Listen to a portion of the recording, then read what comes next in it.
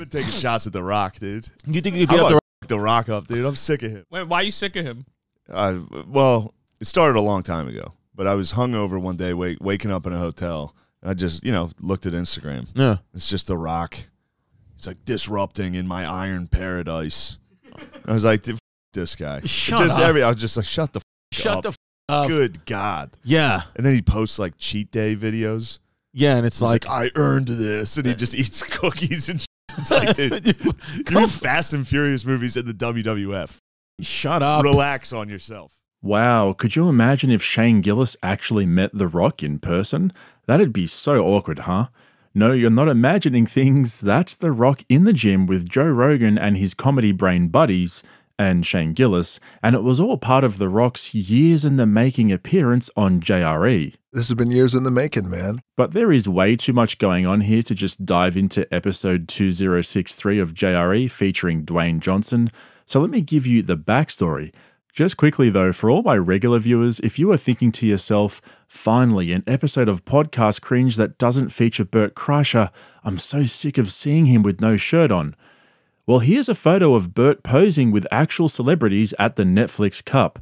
Imagine standing next to a Formula One driver and lifting your shirt up. Classic Bert. Oh, and he also tackled a protester at the first tee. Oh, classic Bert, huh?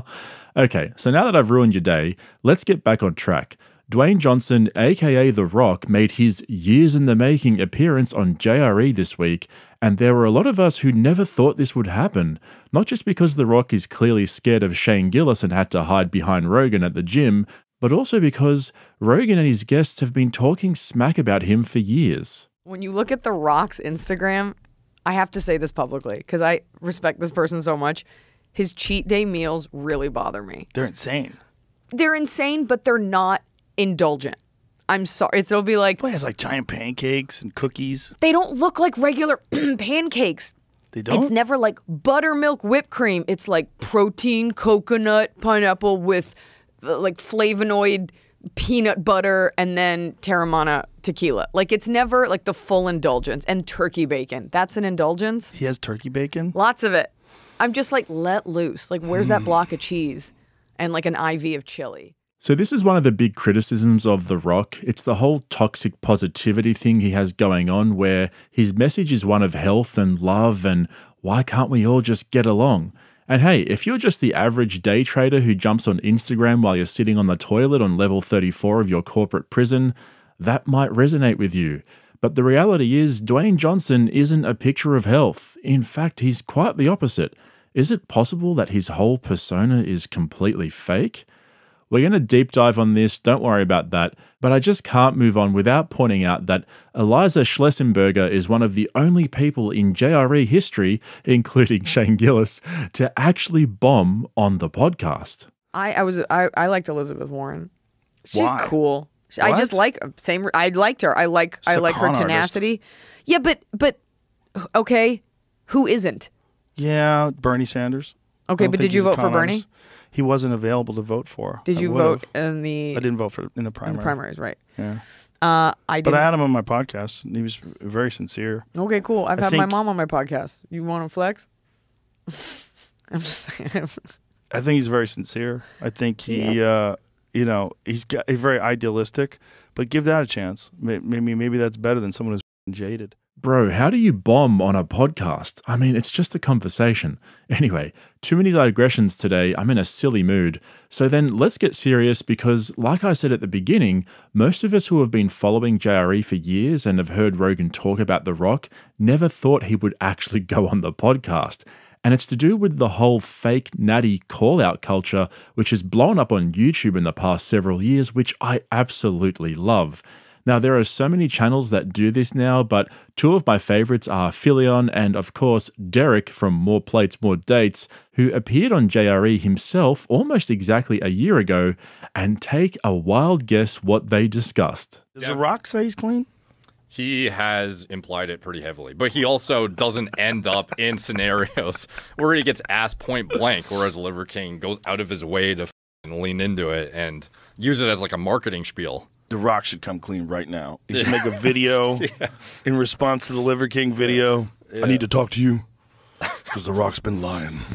Yeah. No, yeah, There's not a f***ing chance in hell he's clean. No. Not a chance in hell. As big as The Rock is, at 50? What was wild is he came out, okay, and I get this is like coincides with the message he would want to push too. And I don't think it's like disingenuous necessarily, but it's like he was on a Men's Health interview and he talks about how his #1 priority is longevity now. The Rock? Yeah, and I'm like, dude, like everything you're doing is like the hyper opposite of that. Like in terms of a diet, a lifestyle, potentially, but like the drug exposure to maintain the physique, to then do the superhero roles, to do the whatever at his age, like it's clearly not longevity focused. It's very much like, how much can I milk this right now with my brand sort of thing. Isn't it great when Rogan has guests on who know their stuff and aren't afraid to voice an opinion? Kind of like the opposite of The Rock's appearance on JRE this week, but we'll get to that. I just wanted to make sure that I give you guys as much context as possible before we get to that, and you'll see why a little later. But I want to finish off this section here with an explanation from Derek about what The Rock probably takes to maintain his physique and what the long-term health effects might be for him. So what kind of stuff do you think someone would take to achieve that sort of physique? I don't think it's very dissimilar from what, like Liver King, everything he's doing is pharmacy derived and prescribed. Like there was a reason why the compounds he chose, some of them are, like for example, Winstrol, not something that has a clinical application generally, but like there are certain medications that are only available through a pharmacy legally. You can get prescribed by a doctor and get overseen by a doctor. So like I would imagine The Rock is not touching stuff like Trenbolone. That's, you know, like an underground product that is not going to have like pharmaceutical standards for its production. And it's just not like a safe compound. Not that any of them are safe, but like generally it's not the most, I don't know, risk-averse compound. And what are the risks when someone, especially when someone's like 50 and you're doing that? Like what are the risks? Significant like heart enlargement and like impeding the actual function of the cardiovascular system in general, kidney stress, depending on if you're using oral or not, liver toxicity, neurodegeneration is going to be accelerated from high doses of androgens. Like across the board, it's just like broad spectrum, terrible for you above HRT. So I think that's important for people to see, and if you don't follow Derek from More Plates, More Dates, you should go over and check out his channel because he breaks down a lot of male celebrities and what they're probably taking to look the way that they do and prepare for movie roles. And you only have to go down to your local gym and see all the bubble boys walking around juiced out of their brains to understand why this is a problem. I mean, Rogan openly takes the stuff as well. Anyway, so when The Rock appeared on JRE this week, they started out with a little bro-stroking session, praising each other after they had a massive workout in Rogan's gym. That's where this photo came from. Joe's been trying to help his comedy brain buddies out by having them over for workouts 3 times per week, and they're into the 3rd week now, so when The Rock came in for the podcast, he did their morning workout with them. And so the first 40 minutes of the podcast ended up being that same old boring workout talk that Joe Rogan has well and truly exhausted. You know, it's the whole ice bath obsession, followed by the sauna obsession, followed by the active mindset and the whole, if you're not doing jiu-jitsu, you're not living life, man. But the worst part is the whole, you know what, guys, I'm just so grateful conversation. That really makes me want to go and drive off a bridge. There's a lot of people out there who are just busting their ass and unhappy. You and I were both in that place at one time. We were like, I don't like the position I'm in. I want more. I want something more. But this idea of, but I'm going to try and enjoy it. Earlier on in my career, I felt like it's the grind that we love and sink our teeth into and just go and get after it. But I wasn't having fun. Yeah. But man, that time when it switched in my mind, like, oh, wait, like exactly what you're saying. Let me enjoy this now. Because I've worked hard to get here, wherever this thing is, just like everybody else. But this idea, like, let's have fun while we're doing it along the way. And you're right. It has that butterfly effect. It affects other people and it attracts other people. Before you know it, everybody's vibrating at this great place with enthusiasm and excitement and fun. Did he just say vibrating? No. I'm pretty sure he just said vibrating. Before you know it, everybody's vibrating at this great place with enthusiasm. Yeah, he just said vibrating. Okay, I'm going to need a moment here.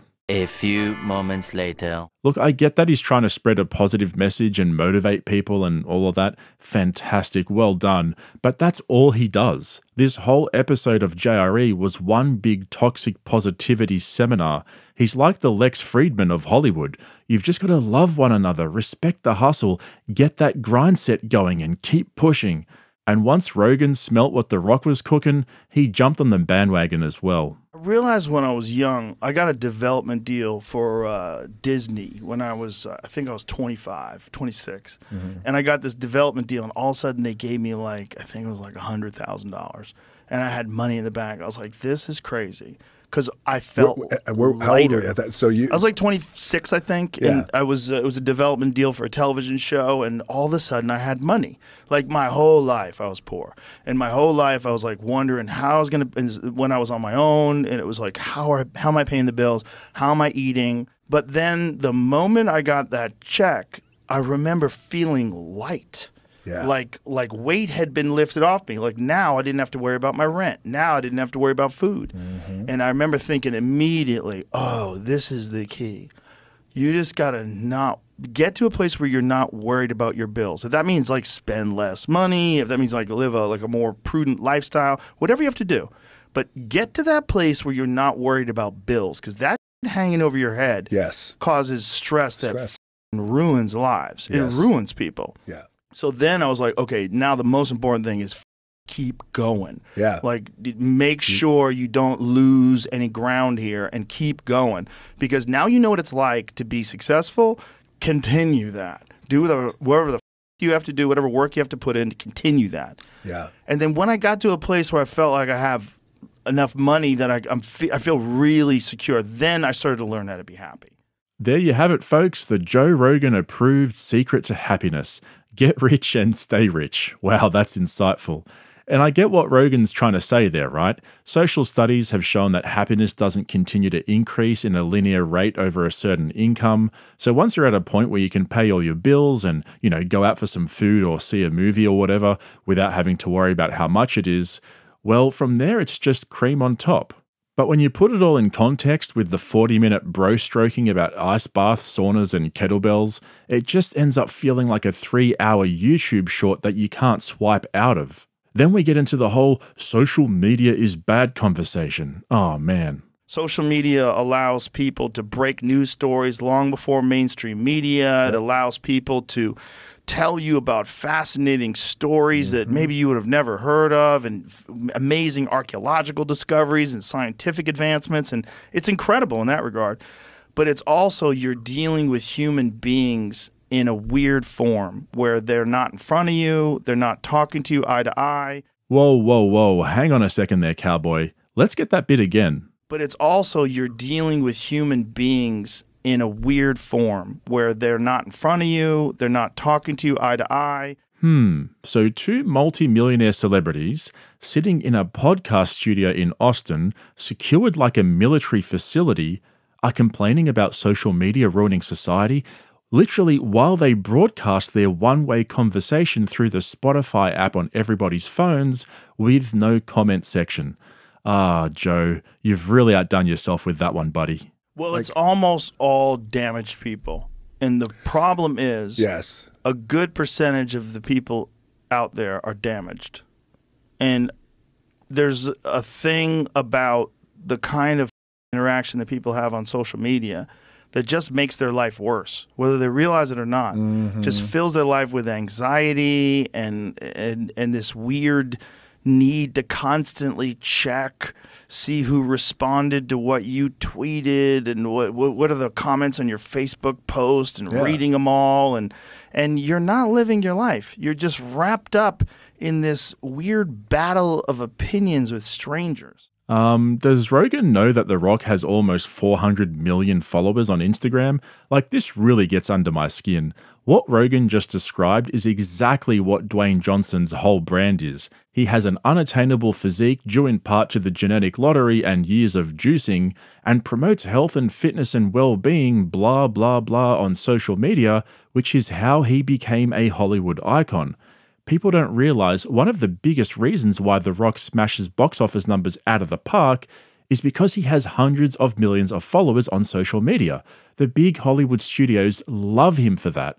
So to hear Rogan going on and on and on how the very thing that propelled him and The Rock into the celebrity stratosphere is the thing that's killing society, I mean, you can't have it both ways, dude. And this is the hypocrisy of guys that think like that. They don't want to have an open conversation. He talks about one-way conversations being hurtful to the masses because we don't get to hash things out and learn about one another. The guy's basically holed up in a secured down fortress having a one-way conversation with celebrities. That's literally what he's famous for. Oh man, I'll tell you what, it surely can't get any worse, right? All the astronauts have said, all the people that have gone to the space station, there's a moment where you are up there, when you look down on the earth and you see this magical thing that's floating in the heavens, and you realize how insane these conflicts we have over territory, of lines in the dirt and fighting over resources, and it's so ridiculous. We are one life form. We're this one gigantic group of beings that are trying to live our lives all together on this fucking magical thing that's floating through space. And we unfortunately come from tribal backgrounds. Yeah. All of us. We evolved in these small groups of hunter-gatherers thousands and thousands of years ago, and we carry that DNA still. We carry that fiercely loyal tribal DNA that allows us to look at people that aren't a part of us as something less than us. What I'm hoping is that as technology allows people to communicate far more freely and to translate languages more freely, and where information is going to get exchanged more freely, and it takes long time for this to happen. Yeah. But we'll eventually understand each other to the point where that's way more difficult to happen. That's right, folks. Why can't we all just get along? And look, I just pulled out a few short clips here from a 3-hour conversation, but the whole episode was just like that. Just empty platitudes, warm and fuzzy nonsense brought to you straight from Mr. Hollywood himself. And it's episodes like these that really make me think Rogan should retire from podcasting and hang up the mic. I mean, compare this to the most recent episode with Elon Musk that I covered in a video 2 weeks ago, where I said that episode would have made the perfect finale podcast. It was wacky, unpredictable, Rogan got his bow and arrow out. Meanwhile, Joe and The Rock didn't even order pizza or protein pancakes or whatever that guy eats. And so many people have been calling out Rogan for years when he has these hotshot celebrities on and goes soft on them. Remember Jack Dorsey's first appearance on JRE? So after all that talk with Derek from More Plates, More Dates about The Rock's juicing habits, there was absolutely zero discussion about any of that. And don't think for a second that The Rock's handlers didn't reach out to Rogan beforehand and tell him that any questions about that topic were off limits. That was definitely a conversation that took place. Dwayne Johnson is one of the most curated fake brands in Hollywood, and instead of having a serious discussion, Joe invited him over for a sauna treatment. Next minute, the headline will read, Dwayne "The Rock" Johnson moving to Austin, Texas. Anyway, that's my salty breakdown of The Rock's years in the making appearance on JRE. I hope you enjoyed it. It was a little bit tongue-in-cheek, so don't take it too seriously. But drop a comment below, let me know what you guys think about all of this, and if you haven't subscribed, consider jumping on board so you get all my uploads in your feed. That's it from me. I'll catch you guys in the next one. One of the parties came to visit me. Oh no! At the end of last year. Asking for me to run. Oh, Jesus Christ. I mean, it was... For president? For president. Wow. It was, first of all, incredibly surreal. Right. Because I was the guy, who was wrestling in flea markets. And then I started to think, again, surreal, because that's never been my goal, right? I appreciate it, and I'm honored, right? Because I'm like you in here, in our core, right? But